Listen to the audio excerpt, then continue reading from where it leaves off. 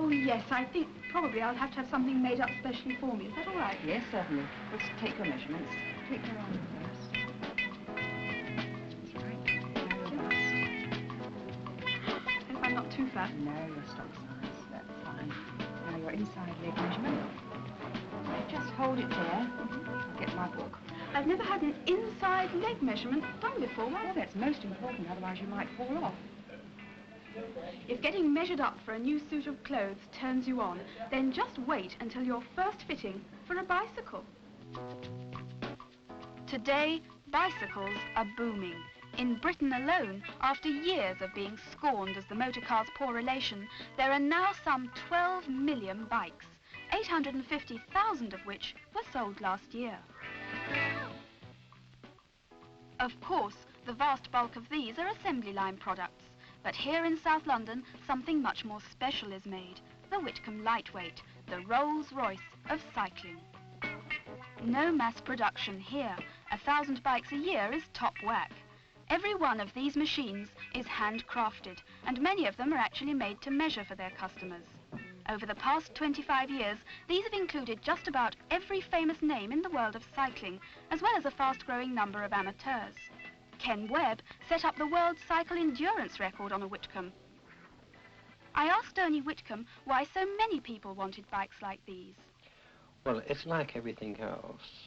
People now are looking for prestige and a special something that the next door neighbour hasn't got, if you like. If, for instance, you came to us and said you wanted a cycle, we would build you one personally. In fact, we'd build it like an armchair around you. The first thing that strikes me coming into this mecca of the pedal-pushing world is just how small everything is. Mr. Witcomb, why in fact do you have such a small workshop when you've been so successful?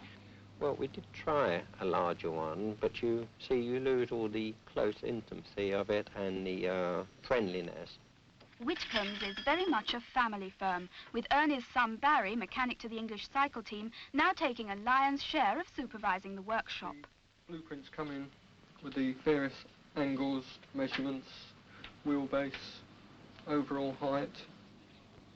Apart from the saddle, I think the most important part of the bike is the frame. This is the most personalised thing on the completed bike. The other components are mass-produced, whereas the frame itself is an individual item. The main tubing is English. It's Reynolds 531, which is a specialised steel made for the cycle industry. This is a lighter tubing, which is basically thicker at each end, thinner in the centre. We get very strange colours sometimes. One particular colour was asked for by an American who asked for a colour of his Siamese cat, which is true. And then we'll get strange sizes, or strange fitments fitted onto the bike.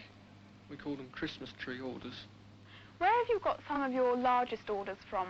The majority of our orders from overseas, and each and every order seems to come on a personal recommendation. Now, you'd never believe that. Bombay, India. Goodness knows how they got to know of us.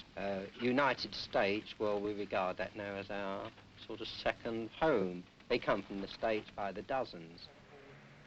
That's the rear brake, that's the front brake. Right, let's get started so then, shall we? Will you start and I'll follow you? Or maybe My mind boggles at the image. Me, crouched low over long fork rakes, set in a 73 degree frame with 10.5-inch ground clearance. The open road beckons invitingly, unpolluted, inexpensive and invigorating, pursuing dreams of the Tour de France. The reality is only slightly different. Of course, when it comes to it, it's actually the rider who's put to the test. The bike couldn't be better. It's a classic piece of craftsmanship. And when I'm ready for it, then it'll take me way over the hill into the fields and the country beyond. This is Michelle Brown, This Week in Britain, from London. Okay.